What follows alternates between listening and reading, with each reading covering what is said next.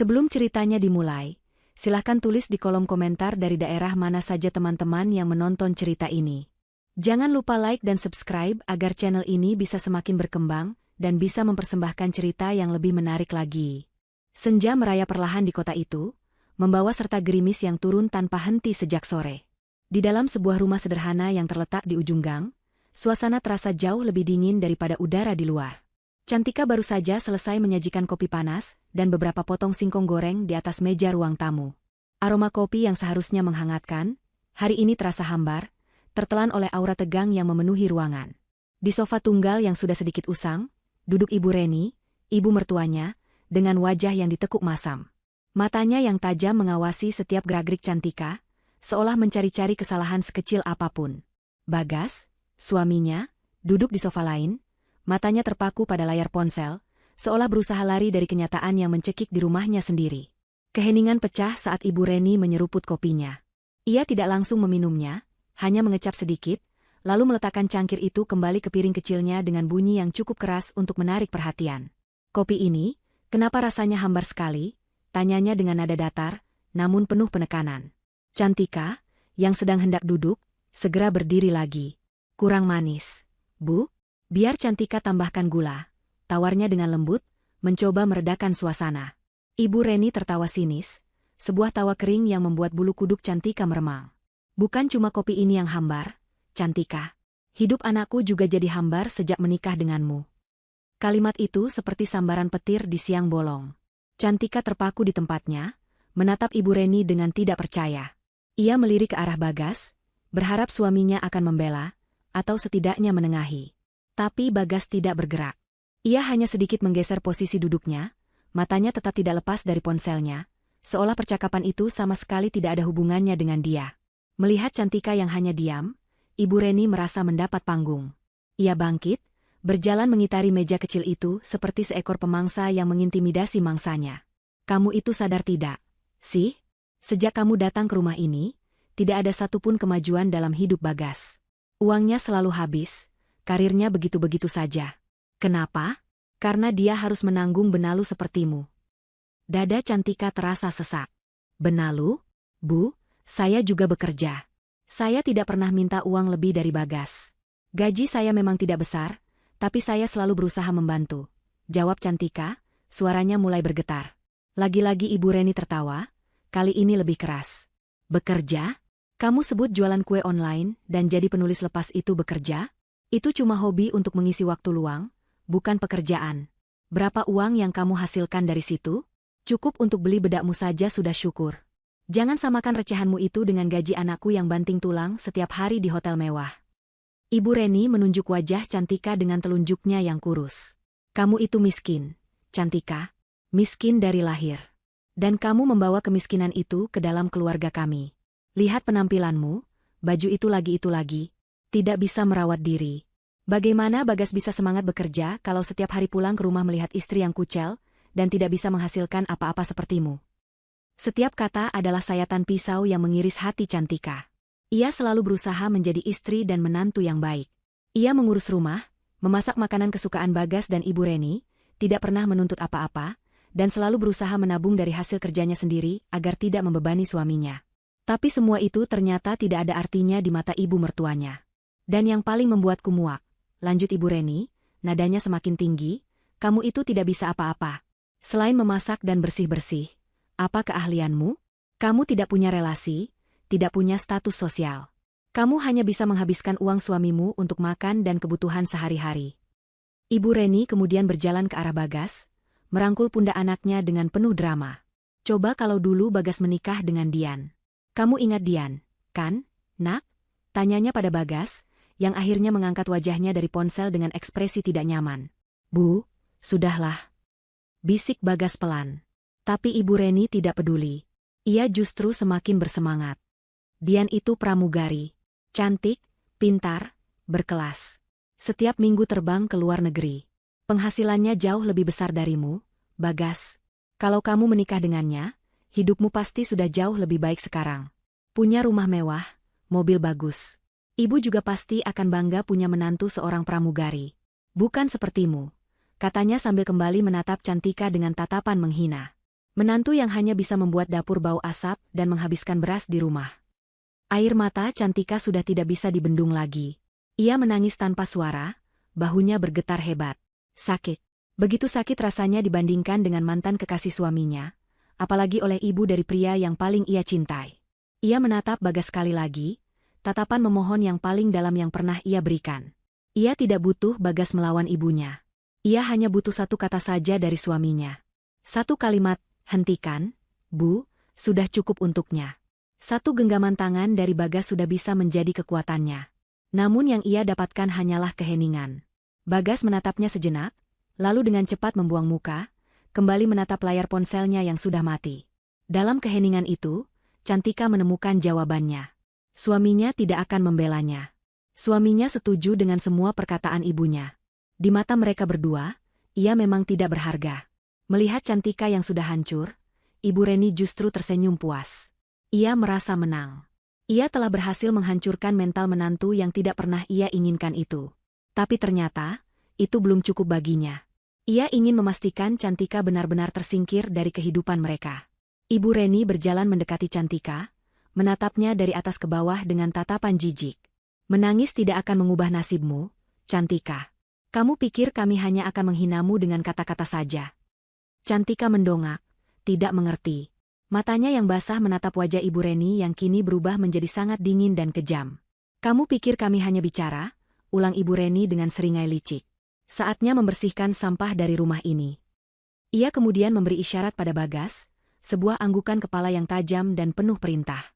Bagas, setelah ragu sejenak, akhirnya menghela napas panjang dan dengan enggan berdiri, melangkah menuju kamar mereka. Cantika membeku, jantungnya berdebar kencang penuh ketakutan. Ia tidak tahu apa yang akan mereka lakukan, tapi ia tahu ini adalah awal dari mimpi buruk yang sesungguhnya. Keheningan yang mengikuti ucapan Ibu Reni terasa lebih berat dari 1000 hinaan. Cantika masih terpaku di tempatnya, mencoba mencerna ancaman terselubung itu. Membersihkan sampah, dua kata itu terus terngiang di telinganya. Apa maksudnya? Apa yang akan Bagas lakukan di kamar mereka? Sejuta pertanyaan berkecamuk di benaknya, namun bibirnya terasa keluh untuk bersuara. Ia hanya bisa menatap punggung suaminya yang perlahan menghilang di balik pintu kamar. Punggung yang dulu selalu menjadi sandarannya, kini terasa begitu asing dan mengancam. Tak lama kemudian, Bagas keluar dari kamar. Tangannya tidak kosong. Ia membawa sebuah celengan kaleng bergambar Menara Eiffel, tempat yang selalu Cantika impikan untuk dikunjungi. Di tangan satunya lagi, ia memegang buku tabungan kecil atas nama Cantika. Hati Cantika mencelos.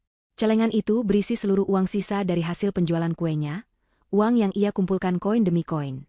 Dan buku tabungan itu adalah hasil kerja kerasnya menulis artikel hingga larut malam, uang yang sengaja ia sisihkan untuk hadiah ulang tahun Bagas bulan depan. Itu adalah dunianya, harapan kecilnya, bukti bahwa ia tidak sepenuhnya menjadi beban. Bagas berjalan melewati Cantika tanpa menatapnya sedikitpun. Ia meletakkan celengan dan buku tabungan itu di atas meja di hadapan Ibu Reni, seperti seorang prajurit yang mempersembahkan hasil jarahan perang kepada rajanya. Ini tidak seberapa, Bu, kata Bagas dengan suara pelan, namun cukup jelas untuk didengar Cantika. Tapi mungkin cukup untuk mengusir dia dari sini. Dunia Cantika seakan runtuh saat itu juga. Hancur berkeping-keping tanpa sisa. Bukan karena nilai uangnya yang tak seberapa itu, tapi karena kalimat yang diucapkan oleh suaminya sendiri. Mengusir dia. Bagas menyebutnya seolah ia adalah orang asing, hama yang harus disingkirkan. Pengkhianatan ini terasa 1000 kali lebih menyakitkan daripada semua hinaan yang Ibu Reni lontarkan. Pria yang berjanji akan melindunginya seumur hidup, kini justru menjadi eksekutor yang menghancurkannya. Ibu Reni tersenyum penuh kemenangan. Ia mengambil celengan itu, mengguncang-guncangnya dengan remeh, lalu membukanya paksa dengan ujung sendok. Koin-koin berjatuhan di atas meja, menggelinding ke segala arah. Ia kemudian membuka buku tabungan itu, melihat deretan angka yang tertera di sana, lalu tertawa mengejek. Benarkan kataku? Hanya recehan. Tapi lumayan, bisa untuk kita makan enak besok setelah rumah ini bersih.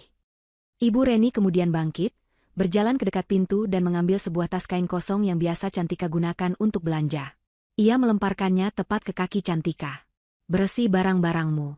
Ambil baju-bajumu yang jelek itu. Jangan ada satupun barangmu yang tersisa di rumah anakku. Aku memberimu waktu 10 menit. Cantika tidak bergerak. Kakinya seolah terpaku di lantai. Seluruh tenaganya hilang, tersedot oleh rasa sakit dan syok yang luar biasa. Ia menatap Bagas, mencari setitik belas kasihan di mata suaminya. Tapi yang ia temukan hanyalah kekosongan. Wajah Bagas pucat dan kaku, ia menghindari tatapan Cantika, seolah merasa bersalah namun tak punya kekuatan untuk melawan. "Cepat!" bentak Ibu Reni, membuat Cantika tersentak kaget. Dengan tubuh gemetar, Cantika memungut tas itu. Ia berjalan gontai menuju kamar, setiap langkah terasa begitu berat seolah kakinya terbuat dari timah. Ia membuka lemari pakaiannya. Di sana tergantung baju-baju sederhananya, beberapa di antaranya adalah hadiah dari Bagas di awal pernikahan mereka. Dengan air mata yang terus mengalir, ia menarik asal beberapa helai pakaian dan memasukkannya ke dalam tas. Ia tidak peduli lagi apa yang ia bawa. Pikirannya kosong. Rumah yang ia bangun dengan cinta dan harapan, kini menjadi neraka yang mengusirnya. Setelah selesai, ia keluar dari kamar dengan tas di tangannya. Ibu Reni sudah menunggunya di dekat pintu dengan tangan terlipat di dada. Bagas berdiri di belakang ibunya, seperti bayangan yang tak punya jiwa. "Sudah semua?" tanya Ibu Reni sinis. "Jangan lupa, semua perhiasan yang anakku berikan padamu, tinggalkan. Itu semua dibeli pakai uang anakku, kamu tidak berhak membawanya." Cantika menatap cincin kawin tipis yang melingkar di jari manisnya. Satu-satunya perhiasan yang ia miliki. Dengan tangan yang lebih bergetar dari sebelumnya, ia melepaskan cincin itu. Cincin yang menjadi simbol janji suci mereka. Ia meletakkannya di atas meja, di antara koin-koin recehnya yang berserakan. Sebuah simbol yang sempurna, betapa murah dan tidak berharganya janji pernikahan mereka di mata Bagas dan ibunya. "Bagus," kata Ibu Reni puas. "Sekarang, pergi." Bagas, atas perintah tatapan mata ibunya, maju dan membuka pintu depan lebar-lebar. Udara malam yang dingin dan basah langsung menerpa wajah Cantika, membangunkannya dari mimpi buruk yang terasa nyata. Bagas tidak mengatakan sepatah kata pun. Ia hanya menatap ke arah luar, memberinya isyarat untuk segera pergi. Cantika melangkah melewati ambang pintu dengan hati yang mati rasa. Saat ia baru saja menjejakkan kakinya di teras yang basah oleh gerimis, ia merasakan dorongan pelan namun tegas di punggungnya. Itu adalah tangan Bagas. Tangan yang sama yang dulu selalu memeluknya hangat, kini mendorongnya keluar dari rumah mereka. Pintu kemudian dibanting dengan keras di depan wajahnya. Suara dentuman itu seolah menjadi penutup dari babak kehidupannya sebagai istri Bagas. Cantika tersungkur di teras, tas kainnya terlepas dari genggaman. Ia menempelkan telinganya ke pintu kayu yang dingin itu. Samar-samar ia mendengar suara tawa dari dalam. Tawa kemenangan Ibu Reni. Lalu, di antara suara gerimis, sebuah kalimat terdengar begitu jelas dan menusuk hingga ke tulang sumsumnya. Itu adalah suara Ibu Reni yang penuh sukacita. "Akhirnya, parasit itu pergi. Sekarang kamu bisa hubungi Dian lagi, Nak. Ibu yakin dia mau menerimamu kembali." Tangis Cantika yang sejak tadi ia tahan, akhirnya pecah. Bukan tangisan pelan, tapi raungan keputusasaan yang keluar dari lubuk hatinya yang paling dalam. Jadi ini semua sudah direncanakan. Mereka mengusirnya bukan hanya karena ia miskin, tapi karena mereka sudah menyiapkan penggantinya. Ia disingkirkan untuk memberi jalan bagi wanita lain yang dianggap lebih pantas. Sendirian di tengah malam yang dingin, di bawah langit yang ikut menangis bersamanya, Cantika merasa hidupnya telah berakhir. Ia tidak punya siapa-siapa lagi. Ia telah kehilangan segalanya. Hujan turun semakin deras, seolah langit ikut menumpahkan segala amarah dan kesedihannya. Cantika tetap meringkuk di teras rumah yang kini terasa asing, membiarkan air hujan yang dingin membasahi seluruh tubuhnya. Pakaiannya basah kuyup, menempel di kulitnya yang mulai menggigil, namun ia tidak merasakan dinginnya. Rasa dingin di hatinya jauh lebih menusuk, membekukan setiap sendi dan harapannya. Pikirannya kosong, hanya dipenuhi oleh gema suara Bagas dan Ibu Reni, serta bayangan pintu yang dibanting di depan wajahnya. Ia telah diusir. Dibuang seperti sampah yang tidak lagi diinginkan. Suaminya, pria yang ia serahkan seluruh hidupnya, telah memilih untuk melepaskannya demi ibunya dan bayangan wanita lain dari masa lalu. Setelah beberapa waktu yang terasa seperti selamanya, Cantika memaksa dirinya untuk bangkit. Kakinya terasa kaku dan berat, namun ia tahu ia tidak bisa mati di depan pintu ini. Ia tidak akan memberikan kepuasan itu pada mereka. Sambil memungut kembali tas kainnya yang basah, ia mulai berjalan, tanpa tujuan, tanpa arah. Ia hanya ingin menjauh dari rumah itu, dari gang itu, dari semua kenangan pahit yang baru saja tercipta. Setiap langkah adalah sebuah perjuangan. Kakinya terseret di atas aspal yang basah, sementara air hujan menyamarkan air mata yang terus mengalir di pipinya. Jalanan sepi. Hanya ada beberapa kendaraan yang melintas, cahayanya menyilaukan mata Cantika sejenak sebelum kembali menelannya dalam kegelapan. Ia berjalan melewati toko-toko yang sudah tutup, melewati warung makan yang lampunya temaram. Pikirannya melayang, kembali ke masa lalu, mencari-cari di mana letak kesalahannya. Sebuah kenangan muncul di benaknya.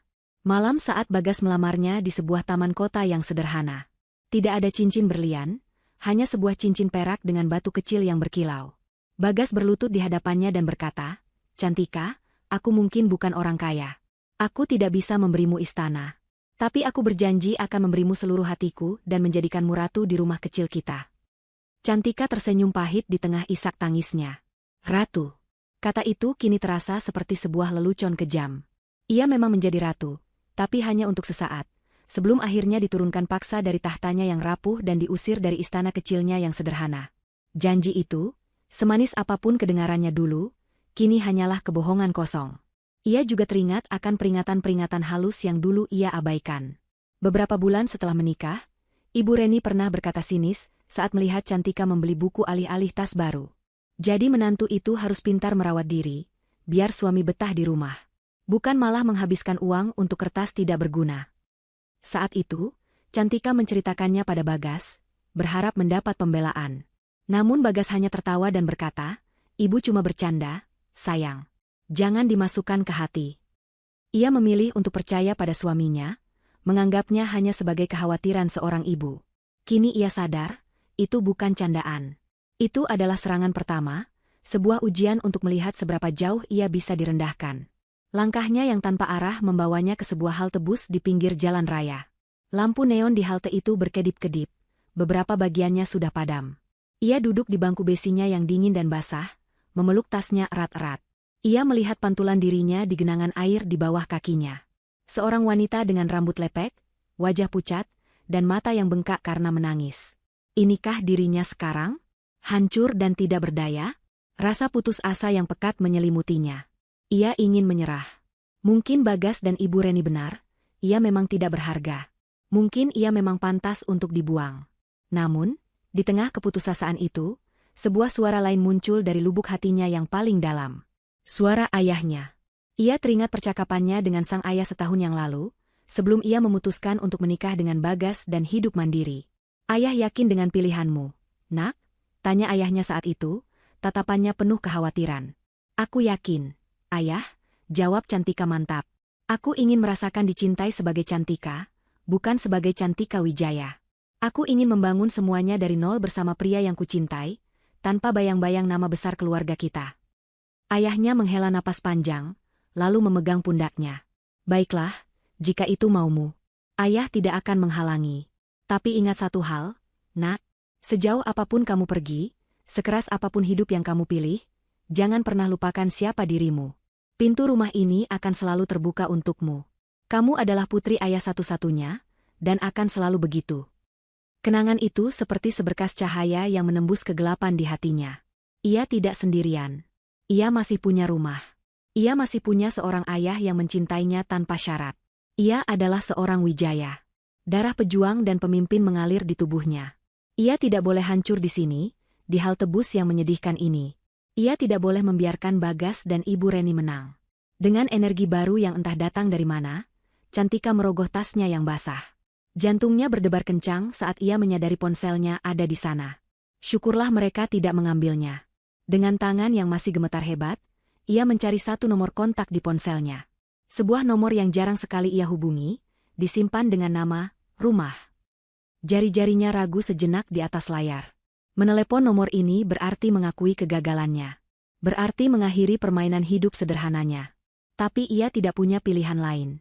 Harga dirinya sudah diinjak-injak. Mimpinya sudah dihancurkan. Ini bukan lagi soal permainan, ini soal bertahan hidup. Ia menekan tombol panggil. Setelah beberapa dering yang terasa begitu panjang, panggilan itu diangkat. Terdengar suara berat dan berwibawa di seberang sana. "Halo?" Cantika menelan ludah, mencoba mengumpulkan suaranya yang tercekat di tenggorokan. "Ayah." Bisiknya lirih, suaranya pecah oleh isak tangis yang kembali datang. "Ini Cantika. Ayah jemput aku." Hening sejenak di seberang telepon, sebelum suara ayahnya kembali terdengar, kali ini penuh dengan kepanikan dan amarah yang tertahan. Kamu di mana, Nak? Kirim lokasimu sekarang juga. Ayah segera ke sana. Setelah mengirimkan lokasinya, Cantika mematikan teleponnya. Ia duduk kembali, memeluk lututnya, dan menunggu. Ia tidak tahu apa yang akan terjadi selanjutnya. Tapi setidaknya, malam ini ia tidak akan tidur di jalanan. Beberapa menit kemudian, sebuah mobil sedan hitam yang panjang dan mengkilap berhenti tepat di depannya. Mobil itu begitu mewah dan bersih, tampak sangat kontras dengan lingkungan halte bus yang kumuh. Orang-orang yang juga berteduh di halte itu, menatap dengan penuh keheranan.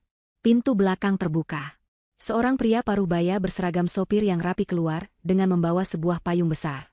Wajahnya begitu familiar bagi Cantika. Pak Budi, sopir pribadi keluarganya sejak ia kecil. Pak Budi membungkukkan badannya dengan hormat, seolah sedang menyapa seorang anggota kerajaan. Nona muda Cantika, sapanya dengan suara yang tenang dan penuh hormat. Tuan besar sudah menunggu Anda. Mari kita pulang. Perjalanan di dalam mobil terasa seperti transisi antara dua dunia yang berbeda. Di luar, hujan masih turun dengan deras, memukul-mukul kaca jendela mobil. Namun di dalam, Cantika terbungkus dalam keheningan dan kehangatan yang nyaman. Aroma kulit mahal dari jok mobil dan pendingin udara yang sejuk menyelimutinya. Pak Budi dengan sigap telah memberinya selimut tebal dan sebotol air mineral hangat sesaat setelah ia masuk ke dalam mobil. Tidak ada pertanyaan, tidak ada tatapan menghakimi. Hanya pelayanan tulus yang sudah lama tidak ia rasakan. Cantika menatap keluar jendela, melihat pemandangan kota yang berlalu dalam blur. Ia baru saja meninggalkan Raka, dan kini ia merasa sedang dijemput untuk kembali ke surga yang pernah ia tinggalkan. Mobil mewah itu tidak menuju ke sebuah rumah biasa. Setelah melewati jalanan utama, mobil berbelok memasuki sebuah kawasan elit yang penjagaannya sangat ketat. Beberapa saat kemudian, sebuah gerbang besi tempa yang tinggi dan megah menjulang di hadapan mereka. Gerbang itu terbuka secara otomatis tanpa suara, mempersilakan mereka masuk ke sebuah halaman yang sangat luas dengan taman yang tertata sempurna, bahkan di bawah guyuran hujan. Di ujung jalan masuk yang dilapisi bebatuan alam, berdiri sebuah mansion megah dengan pilar-pilar besar dan jendela-jendela tinggi yang memancarkan cahaya keemasan yang hangat. Ini adalah rumahnya. Tempat ia tumbuh dewasa. Sebuah singgasana yang pernah ia anggap sebagai sangkar emas. Saat mobil berhenti tepat di lobi utama, pintu mansion langsung terbuka. Ayahnya, Tuan Wijaya, berdiri di sana. Seorang pria berusia akhir 50-an dengan postur tubuh yang masih tegap dan tatapan mata yang tajam, ciri khas seorang pemimpin bisnis yang disegani. Namun malam itu, tatapan tajamnya berganti dengan kecemasan yang mendalam. Begitu melihat Cantika keluar dari mobil dengan kondisi yang menyedihkan, wajah pucat, mata bengkak, dan pakaian basah yang ditutupi selimut, amarah langsung menyala di matanya. Tanpa berkata apa-apa, Tuan Wijaya menghampiri putrinya, memeluknya dengan erat. Pelukan yang begitu kuat dan protektif. Kamu sudah pulang, Nak. Kamu aman sekarang, bisiknya di telinga Cantika. Di dalam pelukan ayahnya yang hangat, pertahanan terakhir Cantika runtuh. Ia menangis sejadi-jadinya, menumpahkan semua rasa sakit, penghinaan, dan pengkhianatan yang baru saja ia alami. Para pelayan yang berdiri di belakang Tuan Wijaya menunduk dalam-dalam, tidak berani menatap langsung ke arah putri majikan mereka yang sedang berduka. Tuan Wijaya memberi isyarat pada kepala pelayan, yang segera mengerti dan membubarkan yang lainnya, memberikan privasi bagi ayah dan anak itu. Setelah tangisnya sedikit mereda, Tuan Wijaya menuntun Cantika untuk duduk di sofa beludru yang empuk di ruang keluarga yang luas. Seorang pelayan datang membawakan teh jahe hangat dan handuk kering. Sambil menyelimuti putrinya lebih rapat, Tuan Wijaya bertanya dengan suara yang ia coba tenangkan. Ceritakan pada ayah. Siapa yang melakukan ini padamu? Dengan suara yang masih bergetar, Cantika menceritakan semuanya. Mulai dari hinaan Ibu Reni yang membanding-bandingkannya dengan Dian, kebisuan Bagas yang menyakitkan, perampasan paksa uang tabungannya, hingga momen saat ia didorong keluar dari rumah dan mendengar rencana mereka untuk menghubungi mantan kekasih suaminya. Ia menceritakannya tanpa ada yang ditutupi, setiap detailnya keluar bersama sisa-sisa air matanya. Tuan Wijaya mendengarkan dengan seksama, rahangnya mengeras dan buku-buku jarinya memutih karena menahan amarah. Wajahnya yang biasanya tenang kini memerah. Sebagai seorang ayah, instingnya ingin segera mencari pria bernama Bagas itu dan menghancurkannya saat itu juga. Sebagai seorang konglomerat, ia bisa membuat Bagas dan ibunya kehilangan segalanya hanya dengan satu panggilan telepon. Beraninya mereka, desis Tuan Wijaya, suaranya berat menahan murka. Mereka berani menyentuh seorang Wijaya. Mereka akan membayar semua ini. Aku hanya ingin dicintai apa adanya. Ayah, isak Cantika pelan. Aku lelah dengan orang-orang yang mendekat hanya karena nama keluarga kita. Kukira Bagas berbeda. Ternyata aku salah. Aku begitu bodoh. Tuan Wijaya membelai rambut putrinya. Kamu tidak bodoh, nak. Kamu hanya terlalu tulus. Kamu mencari cinta di tempat yang salah. Ayah mengerti keinginanmu, dan ayah menghargai itu. Tapi lihat apa yang terjadi. Dunia ini tidak ramah pada orang yang mereka anggap lemah dan tidak berdaya. Kamu tidak lemah, Cantika. Kamu hanya sedang menyembunyikan kekuatanmu yang sesungguhnya. Ia menatap putrinya dalam-dalam. Sudah cukup bermain-mainnya. Sudah cukup menyembunyikan cahayamu. Mereka merendahkanmu karena mereka pikir kamu hanyalah sebutir debu. Sekarang saatnya kamu tunjukkan pada mereka, dan pada seluruh dunia, bahwa kamu adalah badai. Jangan biarkan mereka menang dengan membuatmu terpuruk. Balas perbuatan mereka bukan dengan cara yang kotor, tapi dengan berdiri tegak di tempat yang tidak akan pernah bisa mereka jangkau. Kata-kata ayahnya membakar kembali semangat di dalam diri Cantika yang hampir padam. Rasa sakitnya perlahan berubah menjadi bara api kemarahan yang dingin dan terarah. Ayahnya benar. Menangis tidak akan menyelesaikan apapun. Ia harus bangkit. Ia harus menunjukkan pada Bagas dan Ibu Reni siapa sebenarnya wanita yang telah mereka hina dan buang. Tuan Wijaya kemudian berdiri, berjalan menuju meja kerjanya yang besar dan terbuat dari kayu jati. Ia mengambil sebuah map tebal berwarna biru tua dengan logo singa emas yang berkilau di bagian depannya. Logo dari perusahaan raksasa miliknya, Grand Imperial Group. Ia meletakkan map itu di atas meja di hadapan Cantika. "Apa ini, ayah?" tanya Cantika, suaranya sudah lebih stabil. "Ini adalah takdirmu," jawab Tuan Wijaya dengan tegas. "Beberapa direksi lama di Grand Imperial akan pensiun. Sudah beberapa bulan ini kursi pimpinan tertinggi kosong, dan hanya diisi oleh pejabat sementara. Mereka semua sudah menunggu instruksi dariku tentang siapa pemilik saham mayoritas yang baru, pewaris yang sesungguhnya." Ia membuka map itu. Di dalamnya terdapat tumpukan dokumen legal, laporan keuangan, dan sebuah draft pidato. "Besok jam 9 pagi, kata Tuan Wijaya, matanya menatap lurus ke mata Cantika, menyalurkan kekuatan. "Ada rapat umum pemegang saham luar biasa di ballroom utama Hotel Grand Imperial. Hotel pusat, tempat suamimu bekerja. Kamu yang akan memimpin rapat itu sebagai pemilik baru." Cantika terkesiap. Jantungnya berdebar kencang, campuran antara rasa takut dan antusiasme yang membara. Sudah saatnya semua orang tahu, siapa ratu yang sebenarnya. Cantika menatap map di hadapannya, lalu menatap pantulan dirinya di permukaan meja mahoni yang mengkilap. Wajahnya masih pucat, namun matanya tidak lagi menunjukkan keputusasaan. Kini, ada kilatan baja di sana. Kilatan seorang ratu yang siap merebut kembali singgasananya. Pagi menjelang dengan langit yang bersih, seolah semalam tidak pernah terjadi badai. Di dalam rumah kecil itu, Ibu Reni bangun dengan semangat yang sudah lama tidak ia rasakan. Ia membuka semua jendela, membiarkan udara pagi yang segar masuk, seolah sedang mengusir sisa-sisa energi negatif yang menurutnya dibawa oleh Cantika. Ia bersenandung kecil sambil menyapu lantai, gerakannya lebih gesit dari biasanya. Setiap sudut yang ia bersihkan terasa seperti sebuah ritual, membersihkan rumah dari jejak menantu yang tidak ia sukai. Baginya, kepergian Cantika adalah sebuah pembebasan. Beban di pundak anaknya telah terangkat, dan kini jalan menuju masa depan yang gemilang terbentang luas. Bagas bangun lebih siang dari biasanya. Semalam tidurnya tidak nyenyak, dipenuhi mimpi-mimpi aneh yang membuatnya gelisah. Ada sedikit rasa bersalah yang mengganjal di hatinya saat ia melihat sisi kosong di sebelahnya di atas tempat tidur, sisi tempat Cantika biasa tidur. Namun, perasaan itu segera ia tepis jauh-jauh. Ia meyakinkan dirinya sendiri bahwa apa yang ia lakukan adalah hal yang benar. Cantika adalah penghalang. Cintanya yang sederhana dan mimpinya yang kecil tidak akan bisa membawa Bagas kemana-mana. Ia butuh pasangan yang bisa mengangkat derajatnya, bukan yang menahannya di bawah. Saat ia keluar dari kamar, aroma kopi yang kuat dan masakan lezat menyambutnya. Ibu Reni sudah menyiapkan sarapan istimewa.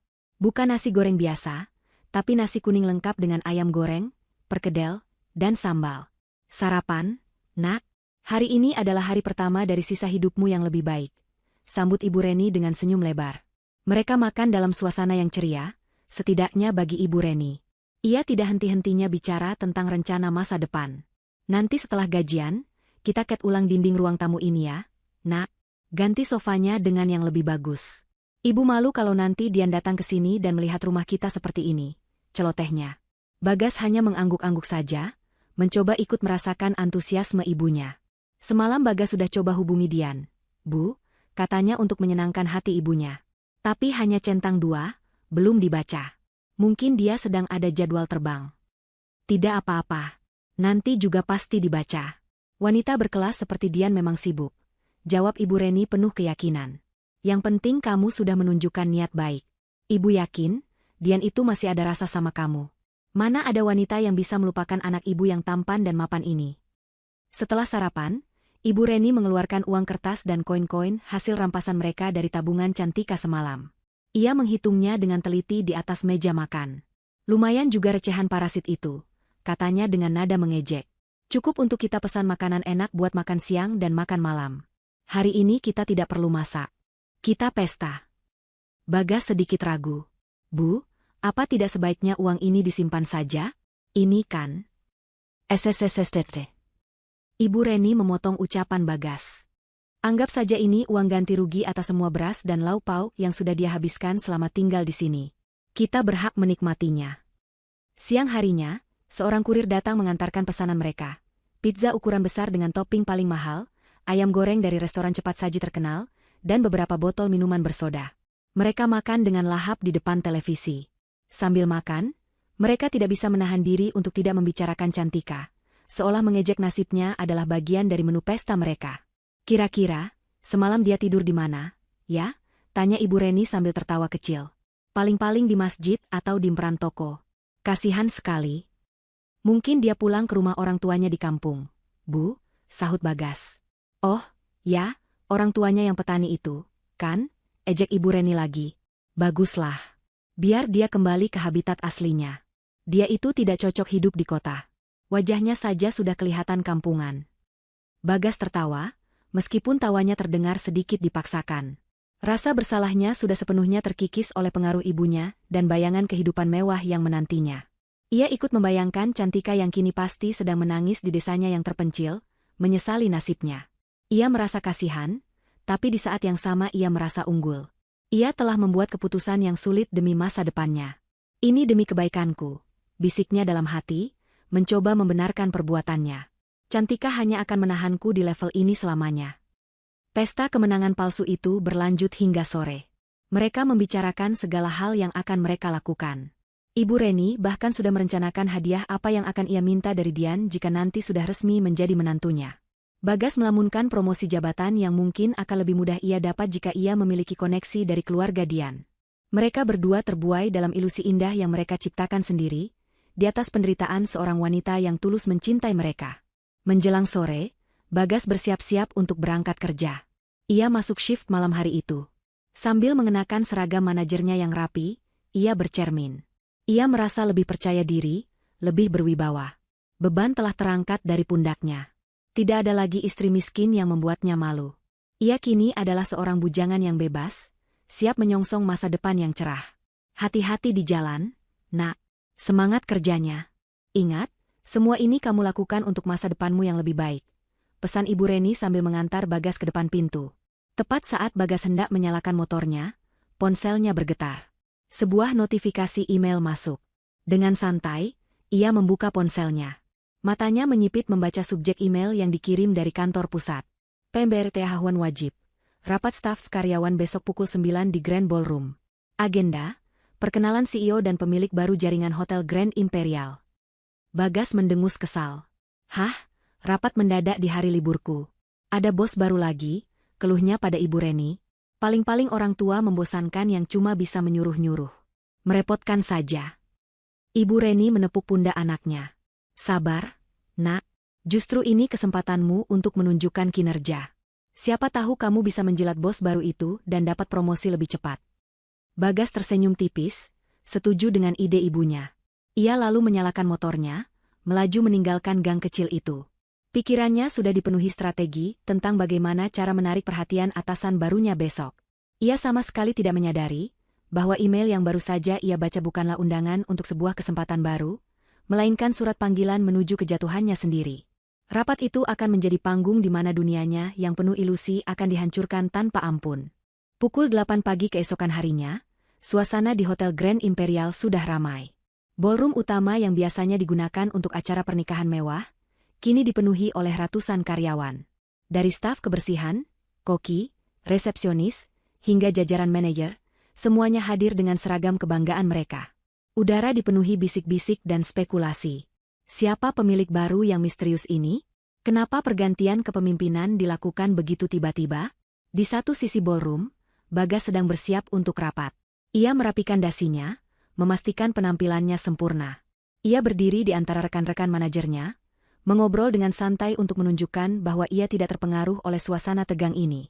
Kudengar pemilik barunya ini masih kerabat jauh Tuan Wijaya, kata salah seorang rekannya. Paling-paling salah satu sepupunya yang sudah tua dan butuh posisi kehormatan, timpal yang lain. Bagas hanya tersenyum tipis, ikut mengangguk, merasa dirinya paling tahu segalanya. Sementara di belahan kota yang lain, di dalam sebuah kamar utama di Mensah megah keluarga Wijaya, sebuah transformasi sedang terjadi. Cantika berdiri di depan cermin besar setinggi dinding. Ia tidak lagi mengenakan pakaian sederhana yang lusuh. Hari ini, ia terbalut dalam sebuah setelan kerja berwarna merah marun yang dipesan khusus. Potongannya sempurna, menonjolkan auranya yang kuat namun tetap elegan. Rambutnya yang biasa ia ikat seadanya, kini ditata dalam sanggul modern yang rapi oleh penata rambut profesional.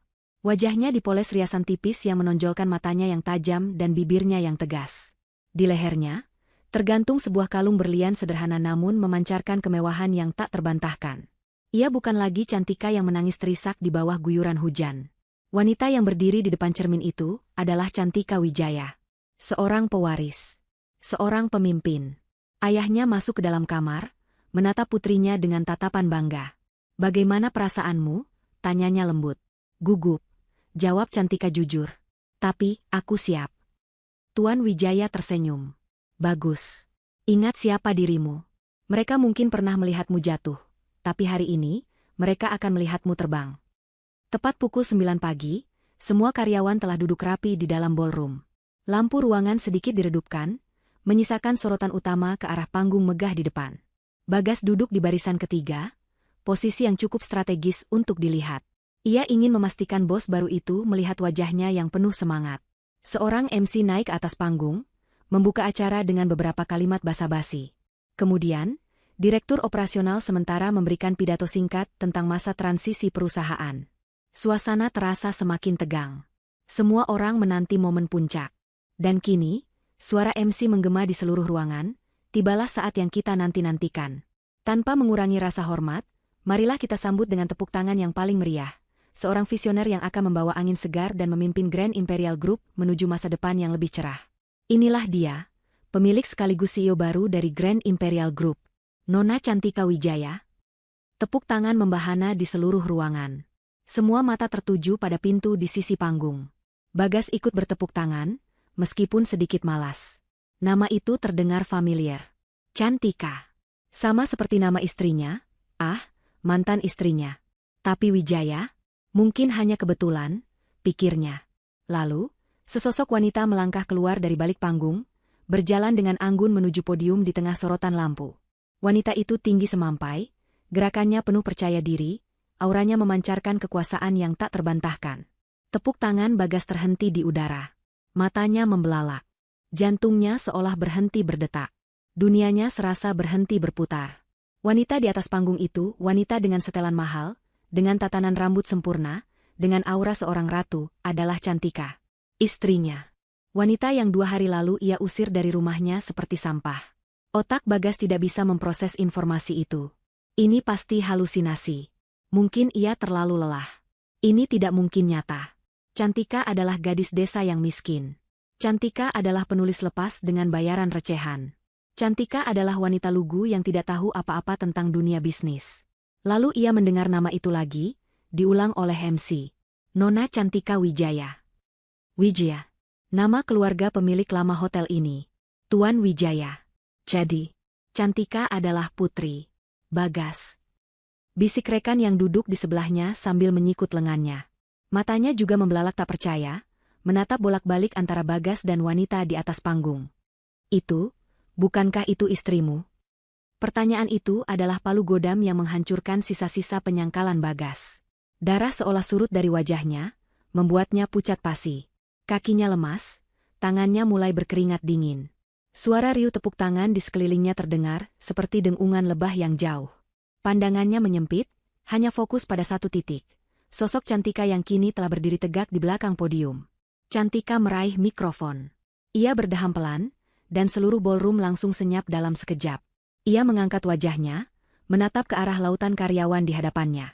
Matanya yang tajam dan dingin menyapu seluruh ruangan, dari barisan depan hingga barisan paling belakang. Ia tampak begitu tenang, begitu berkuasa. Kemudian, tatapannya berhenti. Matanya yang indah dan kini penuh dengan kilatan baja itu bergerak perlahan menyusuri barisan para manajer, sebelum akhirnya berhenti dan terkunci tepat pada sosok Bagas. Dua pasang mata itu bertemu. Terpisah oleh jarak puluhan meter, namun terasa begitu dekat. Bagas merasa seolah Cantika sedang menatap langsung ke dalam jiwanya, membongkar semua kebusukan dan pengkhianatannya. Waktu seolah berhenti. Dalam keheningan yang mencekam itu, Bagas melihat sesuatu yang membuatnya merinding hingga ke tulang. Sebuah senyum tipis terukir di bibir Cantika. Bukan senyum hangat yang dulu selalu ia berikan padanya. Bukan senyum cinta atau rindu. Itu adalah senyum yang dingin, tajam, dan penuh perhitungan.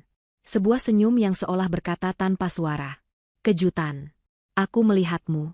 Aku tahu semua yang telah kau perbuat. Dan permainanmu sudah berakhir. Pukul 8 pagi keesokan harinya, suasana di Hotel Grand Imperial sudah ramai. Ballroom utama yang biasanya digunakan untuk acara pernikahan mewah, kini dipenuhi oleh ratusan karyawan. Dari staf kebersihan, koki, resepsionis, hingga jajaran manajer, semuanya hadir dengan seragam kebanggaan mereka. Udara dipenuhi bisik-bisik dan spekulasi. Siapa pemilik baru yang misterius ini? Kenapa pergantian kepemimpinan dilakukan begitu tiba-tiba? Di satu sisi ballroom, Bagas sedang bersiap untuk rapat. Ia merapikan dasinya, memastikan penampilannya sempurna. Ia berdiri di antara rekan-rekan manajernya, mengobrol dengan santai untuk menunjukkan bahwa ia tidak terpengaruh oleh suasana tegang ini. Kudengar pemilik barunya ini masih kerabat jauh Tuan Wijaya, kata salah seorang rekannya. Paling-paling salah satu sepupunya yang sudah tua dan butuh posisi kehormatan, timpal yang lain. Bagas hanya tersenyum tipis, ikut mengangguk, merasa dirinya paling tahu segalanya. Sementara di belahan kota yang lain, di dalam sebuah kamar utama di Mensah megah keluarga Wijaya, sebuah transformasi sedang terjadi. Cantika berdiri di depan cermin besar setinggi dinding. Ia tidak lagi mengenakan pakaian sederhana yang lusuh. Hari ini, ia terbalut dalam sebuah setelan kerja berwarna merah marun yang dipesan khusus. Potongannya sempurna, menonjolkan auranya yang kuat namun tetap elegan. Rambutnya yang biasa ia ikat seadanya, kini ditata dalam sanggul modern yang rapi oleh penata rambut profesional. Wajahnya dipoles riasan tipis yang menonjolkan matanya yang tajam dan bibirnya yang tegas. Di lehernya, tergantung sebuah kalung berlian sederhana namun memancarkan kemewahan yang tak terbantahkan. Ia bukan lagi Cantika yang menangis terisak di bawah guyuran hujan. Wanita yang berdiri di depan cermin itu adalah Cantika Wijaya. Seorang pewaris. Seorang pemimpin. Ayahnya masuk ke dalam kamar, menatap putrinya dengan tatapan bangga. "Bagaimana perasaanmu?" tanyanya lembut. "Gugup," jawab Cantika jujur. "Tapi, aku siap." Tuan Wijaya tersenyum. "Bagus. Ingat siapa dirimu. Mereka mungkin pernah melihatmu jatuh, tapi hari ini, mereka akan melihatmu terbang." Tepat pukul 9 pagi, semua karyawan telah duduk rapi di dalam ballroom. Lampu ruangan sedikit diredupkan, menyisakan sorotan utama ke arah panggung megah di depan. Bagas duduk di barisan ketiga, posisi yang cukup strategis untuk dilihat. Ia ingin memastikan bos baru itu melihat wajahnya yang penuh semangat. Seorang MC naik ke atas panggung, membuka acara dengan beberapa kalimat basa-basi. Kemudian, Direktur Operasional sementara memberikan pidato singkat tentang masa transisi perusahaan. Suasana terasa semakin tegang. Semua orang menanti momen puncak. Dan kini, suara MC menggema di seluruh ruangan, tibalah saat yang kita nanti-nantikan. Tanpa mengurangi rasa hormat, marilah kita sambut dengan tepuk tangan yang paling meriah. Seorang visioner yang akan membawa angin segar dan memimpin Grand Imperial Group menuju masa depan yang lebih cerah. Inilah dia, pemilik sekaligus CEO baru dari Grand Imperial Group, Nona Cantika Wijaya. Tepuk tangan membahana di seluruh ruangan. Semua mata tertuju pada pintu di sisi panggung. Bagas ikut bertepuk tangan, meskipun sedikit malas. Nama itu terdengar familiar. Cantika. Sama seperti nama istrinya, mantan istrinya. Tapi Wijaya? Mungkin hanya kebetulan, pikirnya. Lalu, sesosok wanita melangkah keluar dari balik panggung, berjalan dengan anggun menuju podium di tengah sorotan lampu. Wanita itu tinggi semampai, gerakannya penuh percaya diri, auranya memancarkan kekuasaan yang tak terbantahkan. Tepuk tangan Bagas terhenti di udara. Matanya membelalak. Jantungnya seolah berhenti berdetak. Dunianya serasa berhenti berputar.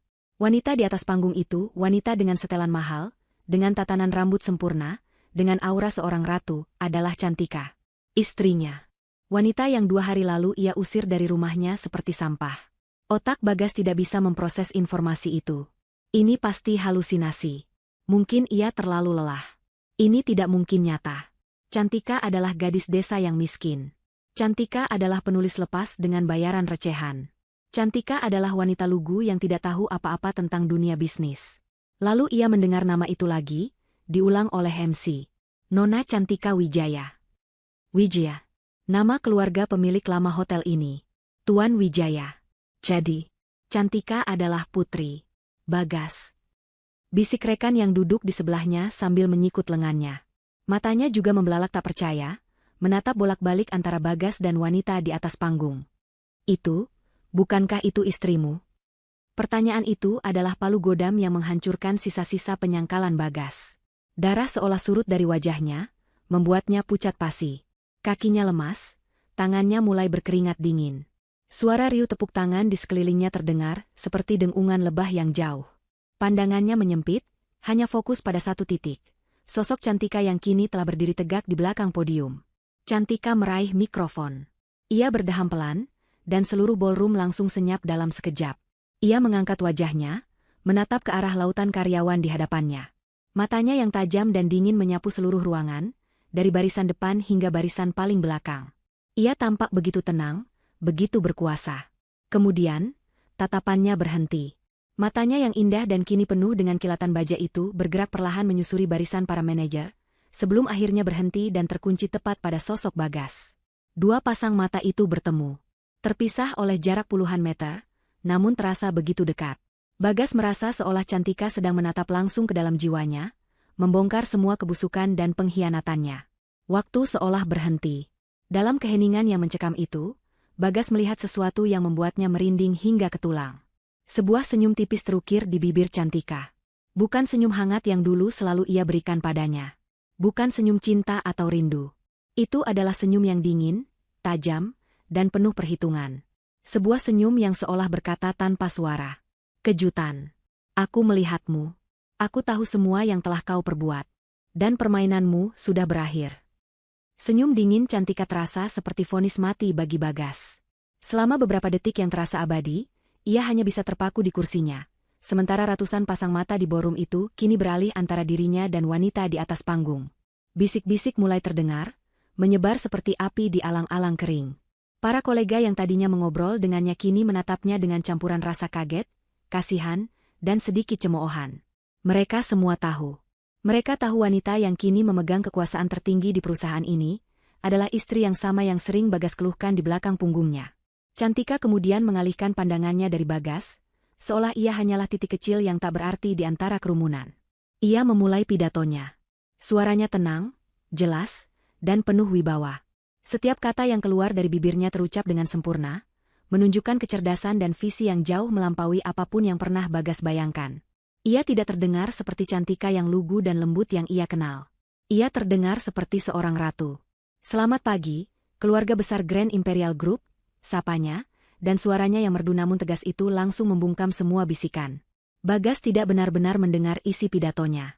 Telinganya berdengung.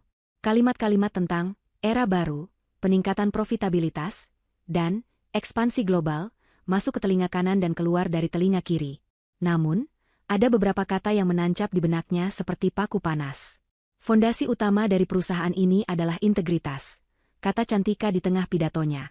Saya tidak akan memberikan toleransi sedikitpun bagi siapapun yang tidak memiliki integritas, baik dalam pekerjaannya, maupun dalam kehidupannya sehari-hari. Loyalitas dan kejujuran bukanlah pilihan, melainkan sebuah kewajiban. Setiap kata, integritas, dan loyalitas, terasa seperti tamparan keras di wajah Bagas. Ia merasa seluruh isi ballroom sedang menatapnya, menghakiminya. Cantika tidak menyebut namanya, ia tidak perlu melakukannya. Ia jauh lebih cerdas dari itu. Ia menghakimi Bagas di depan semua orang tanpa perlu menunjuk jarinya sekalipun. Pidato itu diakhiri dengan tepuk tangan yang jauh lebih bergemuruh daripada saat penyambutan. Para karyawan terpesona oleh visi dan ketegasan pemimpin baru mereka. Mereka melihat harapan baru.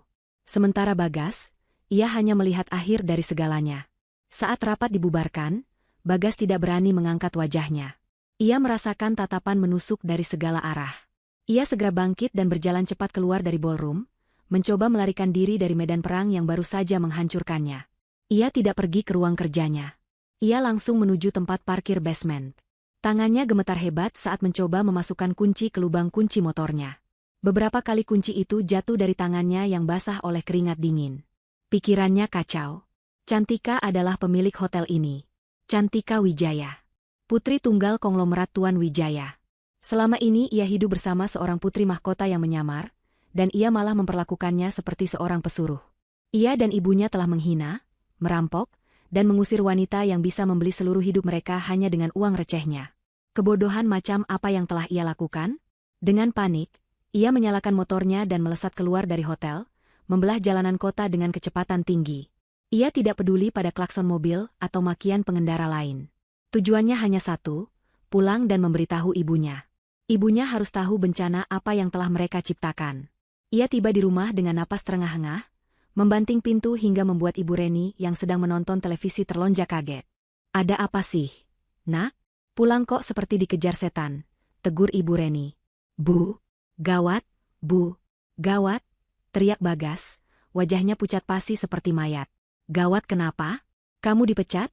tanya Ibu Reni santai, masih belum menyadari situasinya. "Lebih buruk dari itu, Bu, jauh lebih buruk." Bagas mencengkeram kedua lengannya, mengguncangnya dengan panik. "Pemilik baru hotel, CEO yang baru itu Cantika, Bu, Cantika." Ibu Reni terdiam sejenak, lalu tertawa terbahak-bahak. "Kamu ini pasti kurang tidur. Mengigau, ya? Mana mungkin parasit miskin itu jadi bos? Jangan bercanda." "Saya tidak bercanda, Bu," bentak Bagas frustrasi. Ia mengeluarkan ponselnya, membuka portal berita internal perusahaan yang sudah memuat foto Cantika di atas podium dengan jabatan barunya. Ia menyodorkan layar ponsel itu ke depan wajah ibunya. Tawa Ibu Reni langsung berhenti. Matanya membelalak menatap foto di layar ponsel. Ia merebut ponsel itu dari tangan Bagas untuk melihat lebih jelas. Itu memang wajah Cantika, tapi dengan aura yang berbeda. Di bawah foto itu tertulis nama yang membuat darah Ibu Reni terasa membeku. Cantika Wijaya, CEO President Director of Grand Imperial Group. Wijaya. Nama keramat di dunia bisnis kota itu. Ibu Reni langsung lemas. Ponsel itu terlepas dari genggamannya dan jatuh ke sofa. Wajahnya yang tadi ceria kini berubah pucat seperti kapas. Keringat dingin mulai membasahi pelipisnya. Semua hinaan yang pernah ia lontarkan pada Cantika kembali terngiang di telinganya. Benalu, miskin, tidak bisa apa-apa, kampungan. Ia telah menghina seorang ratu. "Tidak mungkin," bisik Ibu Reni, suaranya bergetar. "Ini tidak mungkin." Kepanikan seketika meledak. Rasa takut akan konsekuensi dari perbuatan mereka mulai merayap, mencekik leher mereka. Namun, setelah beberapa saat dilanda syok, otak licik Ibu Reni mulai bekerja. Rasa takutnya dengan cepat berganti menjadi keserakahan dan keinginan untuk menyelamatkan diri. "Kita harus menemuinya," seru Ibu Reni tiba-tiba, matanya menyala dengan semangat baru. "Kita harus minta maaf. Kita harus bilang kita menyesal. Bagas, kamu ini suaminya. Dia pasti masih cinta sama kamu. Kita jemput dia pulang, Nak, sekarang juga." Bagas yang masih bingung hanya bisa mengangguk. Ide itu terdengar gila, tapi itu satu-satunya harapan yang mereka miliki. Dengan tergesa-gesa, mereka berganti pakaian, mencoba mengenakan pakaian terbaik yang mereka punya. Ibu Reni bahkan sempat memoles wajahnya dengan bedak tebal, seolah hendak melamar kerja. Mereka melaju dengan motor Bagas menuju alamat Menshan yang Bagas dapatkan dari data perusahaan. Sepanjang jalan, Ibu Reni tak henti-hentinya melatih Bagas. "Nanti kamu yang bicara duluan. Bilang kamu hilaf, bilang kamu lebih memilih dia daripada ibu. Menangis kalau perlu. Wanita itu suka kalau melihat pria menangis untuknya." Saat mereka tiba di depan gerbang raksasa kediaman Wijaya, mereka berdua ternganga. Rumah itu lebih mirip istana daripada rumah tinggal. Realita tentang seberapa kaya Cantika sebenarnya menghantam mereka dengan telak. Mereka kini mengerti, mereka bukan hanya telah mengusir menantu yang baik, mereka telah mengusir sebuah tiket lotre yang bernilai triliunan. Mereka dihentikan oleh 2 orang satpam berbadan tegap. Mau bertemu siapa? Tanya salah satu satpam dengan tatapan curiga. Kami orang tuanya, maksud saya suaminya dan ini ibu mertuanya Nona Cantika. Kami mau menjemputnya pulang, jawab Bagas dengan suara terbata-bata. Satpam itu menatap mereka dari atas ke bawah, lalu tertawa kecil. Ia kemudian berbicara melalui interkom. Setelah menunggu beberapa menit yang terasa seperti seabad, satpam itu berkata, Nona muda tidak mau diganggu. Tolong, Pak, ini sangat penting. Bilang saja Bagas, suaminya, datang. Mohon Bagas, harga dirinya sudah lenyap tak berbekas. Mereka menunggu lagi. Kali ini lebih lama. Mereka berdiri seperti pengemis di depan gerbang istana, menjadi tontonan mobil-mobil mewah yang keluar masuk. Akhirnya, setelah hampir setengah jam yang penuh penghinaan, gerbang kecil di samping gerbang utama terbuka. Seorang satpam mempersilakan mereka masuk, tapi hanya sampai di taman depan. Tak lama kemudian, Cantika keluar dari pintu utama mansion. Ia tidak sendirian. Ia diapit oleh 2 orang pengawal pribadi berbadan besar. Ia telah berganti pakaian, kini mengenakan gaun rumah yang simpel namun elegan. Wajahnya datar tanpa ekspresi. Ia berjalan mendekat dan berhenti beberapa meter dari mereka, menjaga jarak. Melihat Cantika, Ibu Reni langsung melancarkan aksinya. Ia berlari dan bersimpuh di kaki Cantika, menangis dengan suara yang dibuat-buat. Cantika, Nak, maafkan Ibu. Ibu sudah salah. Ibu hilaf. Nak, kami datang untuk menjemputmu pulang. Ayo kita pulang, Nak, rumah sepi tanpamu. Bagas ikut menunduk, memasang wajah paling memelas yang ia bisa. Sayang, maafkan aku. Aku bodoh. Aku dibutakan oleh omongan Ibu. Aku mohon, beri aku satu kesempatan lagi. Ayo kita pulang dan mulai semuanya dari awal. Cantika menatap mereka berdua yang sedang bersujud di kakinya. Wajahnya tetap dingin seperti es. Tidak ada kemarahan, tidak ada kesedihan, tidak ada belas kasihan. Hanya ada kekosongan. Seolah ia sedang menatap 2 orang asing yang tidak berarti apa-apa baginya. Ia menunggu sampai tangisan Ibu Reni sedikit mereda, lalu ia berbicara. Suaranya tenang, namun setiap katanya terasa menusuk. Pulang? Tanyanya retoris. Aku sudah di rumah. Ia menatap Bagas dan Ibu Reni bergantian. Kalian tidak perlu repot-repot menjemputku. Ia berhenti sejenak, membiarkan harapan kecil tumbuh di hati kedua orang itu, sebelum akhirnya menghancurkannya berkeping-keping. Tapi, bersiaplah. Karena besok, akan ada 2 surat yang akan menjemput kalian. Setelah mengucapkan kalimat itu, Cantika berbalik badan dan melangkah kembali masuk ke dalam mansionnya yang megah, meninggalkan Bagas dan Ibu Reni yang masih berlutut di atas rumput. Keduanya membeku, mencoba mencerna ancaman terselubung itu. 2 surat? Surat apa? Ketakutan yang jauh lebih besar kini mencengkeram hati mereka, jauh lebih menakutkan daripada sekadar kehilangan menantu kaya raya. Perjalanan pulang dari Mansion Wijaya terasa seperti perjalanan menuju tiang gantungan. Tidak ada lagi celoteh atau rencana licik dari Ibu Reni. Tidak ada lagi bujukan atau permohonan dari Bagas. Mereka berdua terdiam 1000 bahasa di atas motor. Pikiran masing-masing dipenuhi oleh kalimat terakhir Cantika yang penuh teka-teki. 2 surat. Ancaman itu terasa begitu nyata dan dingin, menggantung di atas kepala mereka seperti pedang Damocles. Setiap deru mesin motor terdengar seperti langkah kaki Algojo yang semakin mendekat. Malam itu, tidak ada yang bisa tidur di rumah kecil yang kini terasa seperti penjara. Ibu Reni bolak-balik di ruang tamu, tangannya terus meremas-remas ujung daster, mulutnya komat-kamit merapalkan doa bercampur sumpah serapah. Bagas mengurung diri di kamar, menatap langit-langit dengan pandangan kosong. Bayangan senyum dingin Cantika terus menghantuinya. Senyum yang menjanjikan kehancuran. Mereka mencoba menebak-nebak isi surat itu. Surat peringatan? Surat panggilan untuk mediasi? Atau sesuatu yang lebih buruk? Ketidakpastian itu menyiksa mereka perlahan-lahan. Keesokan paginya, Bagas memaksakan diri untuk berangkat kerja. Ada harapan bodoh yang bersemi di hatinya, harapan bahwa Cantika mungkin hanya menggertak. Mungkin ia masih bisa memperbaiki semuanya. Mungkin jika ia menunjukkan dedikasi pada pekerjaannya, Cantika akan luluh dan memaafkannya. Namun, begitu ia menginjakan kaki di lobi hotel, harapan itu langsung layu.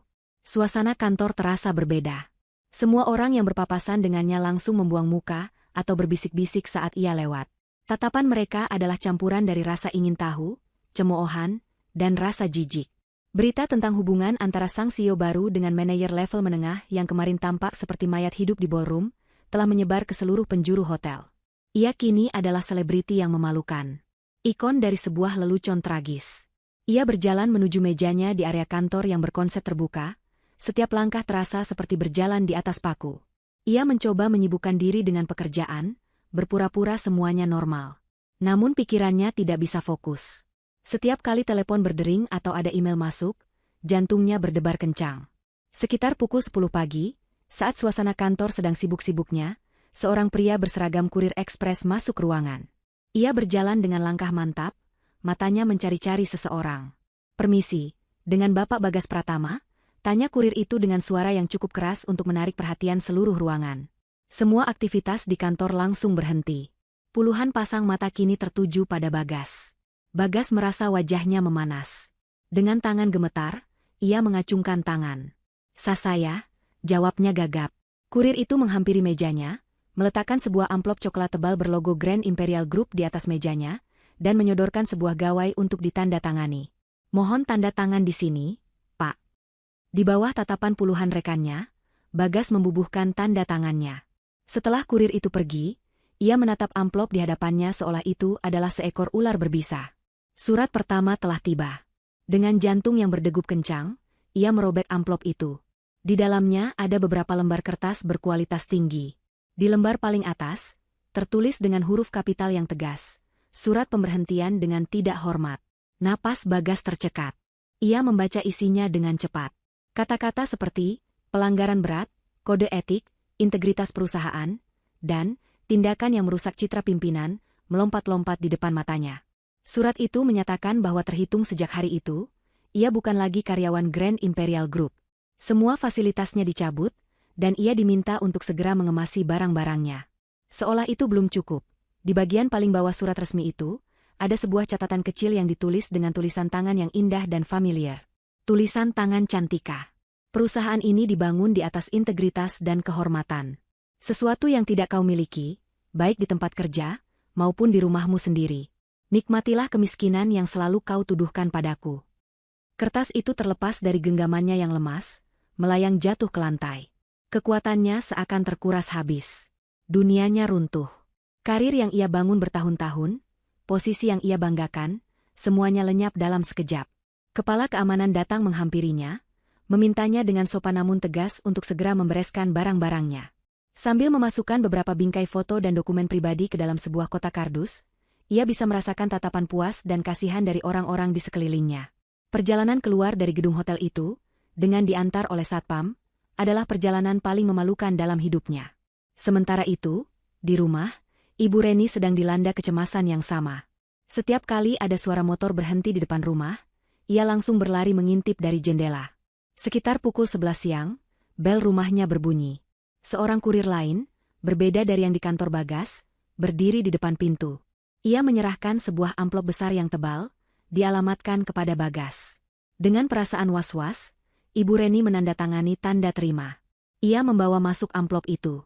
Ia tahu ia tidak sopan, tapi rasa penasarannya jauh lebih besar. Dengan tangan gemetar, ia membuka amplop yang tidak direkatkan dengan baik itu. Matanya langsung tertuju pada kop surat di bagian atas, sebuah firma hukum ternama. Jantungnya berdebar semakin kencang. Ia mengeluarkan isi dokumen itu.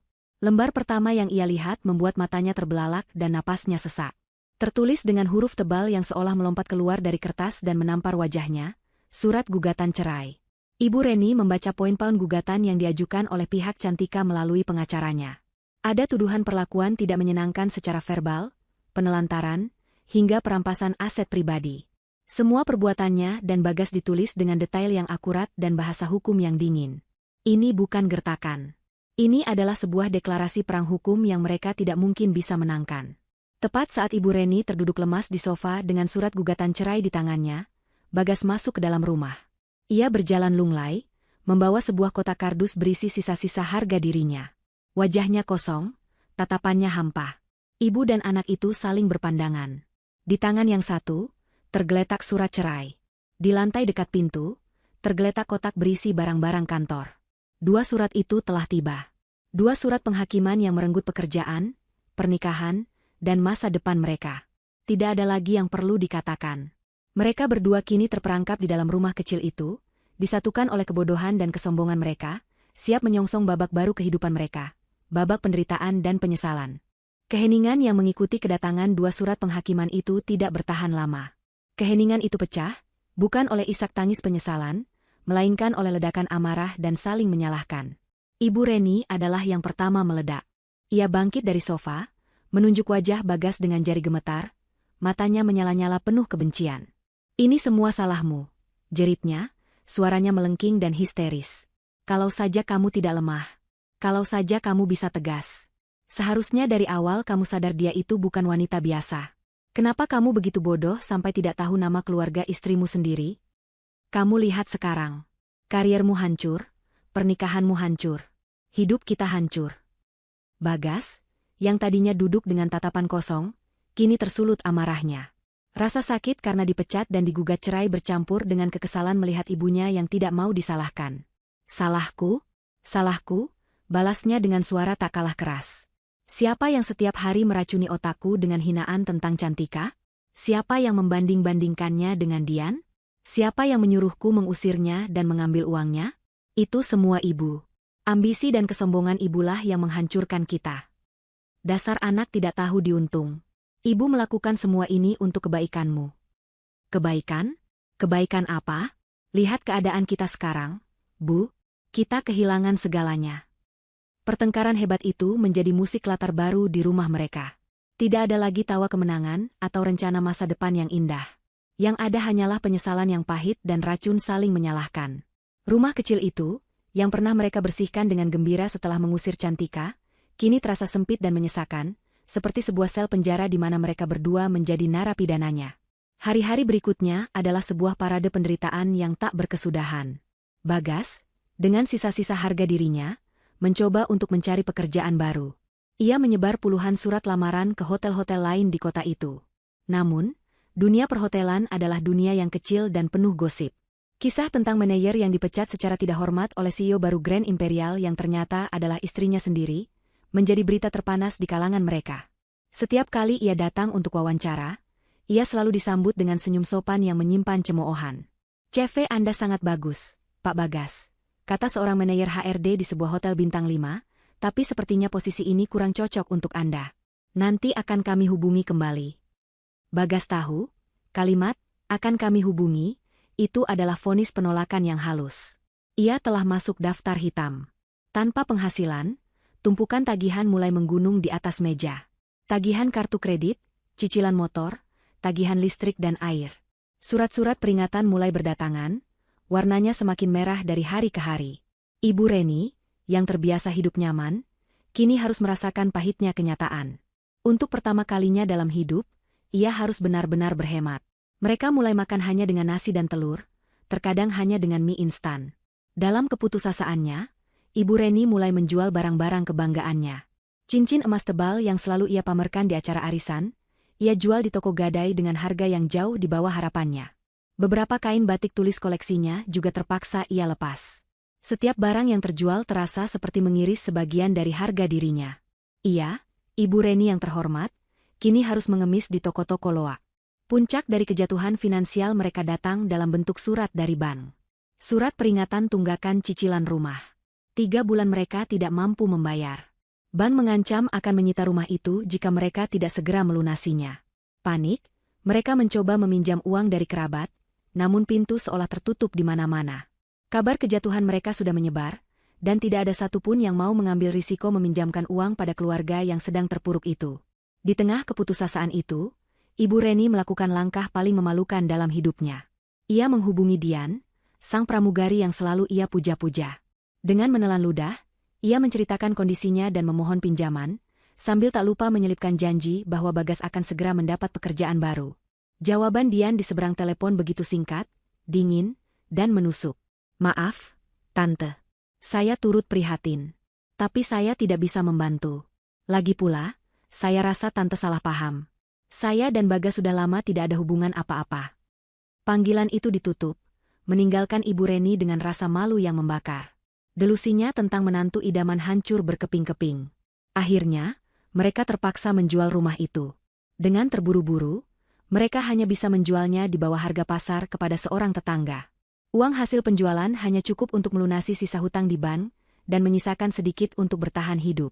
Mereka harus pindah. Dari rumah permanen yang nyaman, mereka pindah ke sebuah rumah kontrakan petak di sebuah gang sempit dan becek di pinggiran kota. Dindingnya lembab dan berjamur, atapnya sering bocor jika hujan, dan suara bising dari tetangga terdengar begitu jelas seolah tanpa sekat. Di sanalah mereka menjalani karma mereka. Bagas, mantan manajer hotel yang gagah, kini menjadi pengangguran frustrasi yang setiap hari hanya duduk melamun di teras. Ibu Reni, wanita sosialita yang angkuh, kini menjadi ibu rumah tangga yang setiap hari harus tawar-menawar harga sayuran di pasar kumuh. Pertengkaran menjadi makanan mereka sehari-hari, mengisi keheningan di antara dinding-dinding kusam kontrakan mereka. Suatu sore, saat Ibu Reni sedang menonton siaran berita di televisi tabung bekas yang mereka beli, sebuah berita membuatnya terpaku. Liputan tentang peresmian cabang baru Hotel Grand Imperial di Bali.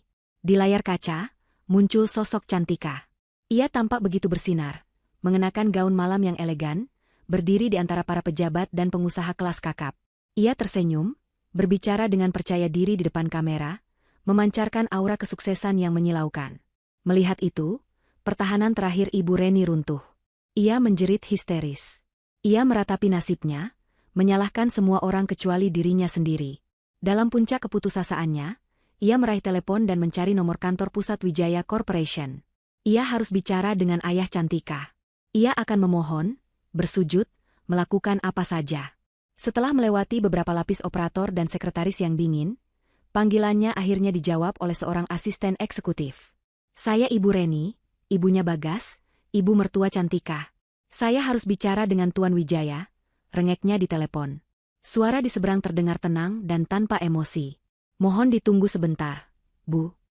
Ibu Reni menunggu dengan jantung berdebar. Inilah harapan terakhirnya. Beberapa saat kemudian, suara asisten itu kembali. Maaf, Bu Reni. Pesan dari Tuan Wijaya, beliau tidak mengenal Anda. Dan atas perintah keluarga, nomor serta seluruh kontak yang berhubungan dengan Anda dan putra Anda telah diblokir secara permanen dari semua akses ke keluarga Wijaya. Mohon untuk tidak menghubungi lagi. Klik. Sambungan telepon diputus. Itu adalah paku terakhir di peti mati harapan mereka. Pintu terakhir telah ditutup dan dikunci rapat-rapat. Tidak ada jalan kembali. Tidak ada pengampunan. Ibu Reni menjerit sekeras-kerasnya, sebuah jeritan panjang yang dipenuhi keputusasaan dan penyesalan abadi. Jeritan itu menggema di dalam kontrakan sempit mereka, didengar oleh Bagas yang hanya bisa menunduk pasrah. Mereka kini benar-benar sendirian, terkurung dalam neraka yang mereka ciptakan sendiri. 1 tahun kemudian, matahari sore memancarkan cahaya keemasannya ke seluruh penjuru kota. Dari puncak Hotel Grand Imperial, dari sebuah restoran rooftop eksklusif yang bernama The Empress Lounge, pemandangan kota tampak seperti sebuah permadani yang terbentang megah. Di salah satu meja terbaik dengan pemandangan langsung ke arah matahari terbenam, duduklah Cantika Wijaya. Ia tidak lagi mengenakan setelan kerja yang kaku. Malam itu ia mengenakan gaun sutra berwarna zamrud yang mengalir lembut mengikuti lekuk tubuhnya. Ia tertawa lepas, sebuah tawa tulus yang sudah lama tidak terdengar. Di hadapannya duduk ayahnya, Tuan Wijaya, yang menatapnya dengan penuh kebanggaan. 1 tahun telah berlalu sejak badai itu. Bagi Cantika, itu adalah tahun transformasi. Di bawah kepemimpinannya, Grand Imperial Group tidak hanya stabil, tapi melesat maju. Ia membawa inovasi-inovasi baru, menggabungkan kemewahan dengan konsep ramah lingkungan yang membuatnya diakui di kancah internasional. Ia menjadi sampul di berbagai majalah bisnis, dipuji sebagai sang ratu muda di dunia perhotelan. Namun, kesuksesan terbesarnya bukanlah tentang bisnis. Kesuksesan terbesarnya adalah menemukan kembali dirinya sendiri. Proses perceraiannya dengan Bagas berjalan cepat dan senyap. Ia tidak menuntut apa-apa selain kebebasannya kembali. Ia telah memaafkan, bukan karena mereka pantas mendapatkannya, tapi karena ia pantas mendapatkan kedamaian. Ia tidak lagi menyimpan dendam, karena dendam hanya akan menjadi beban yang memperlambat langkahnya menuju masa depan. Ia kini dikelilingi oleh orang-orang yang tulus, teman-teman lama yang ia rangkul kembali, dan tim kerja yang solid dan menghormatinya. Ia bahagia. Benar-benar bahagia. Ayah dengar, proyek resort ramah lingkunganmu di Lombok memenangkan penghargaan arsitektur tingkat Asia Pasifik. Selamat, nak, kata Tuan Wijaya sambil mengangkat gelasnya. Cantika tersenyum. Terima kasih, ayah. Itu semua juga berkat dukungan ayah. Tidak. Itu semua karena kerja kerasmu.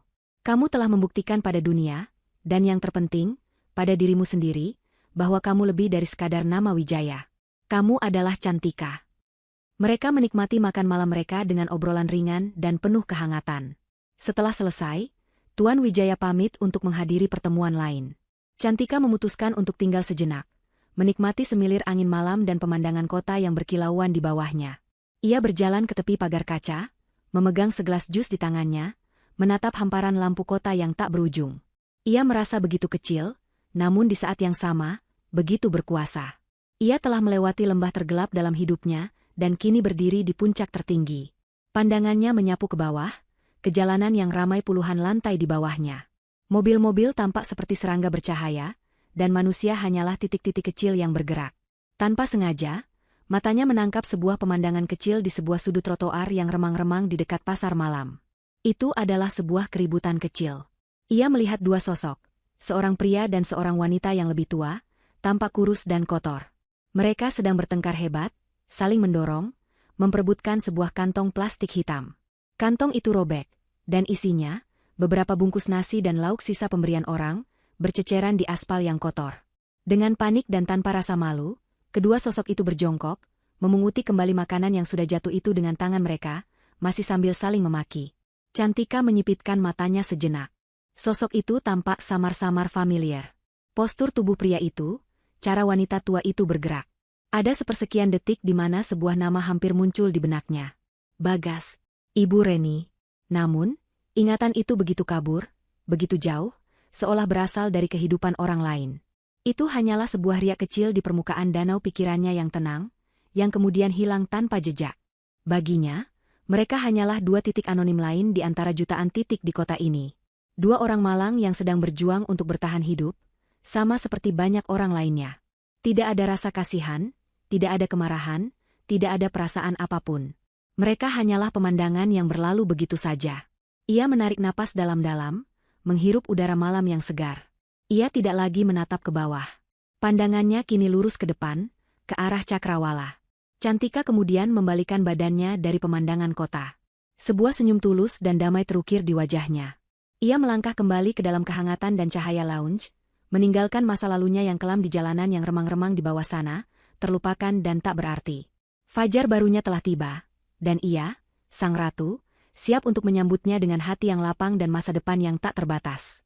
Kemenangan sejatinya bukanlah melihat musuhnya menderita, melainkan membangun kebahagiaan yang begitu megah hingga penderitaan mereka menjadi tidak relevan sama sekali.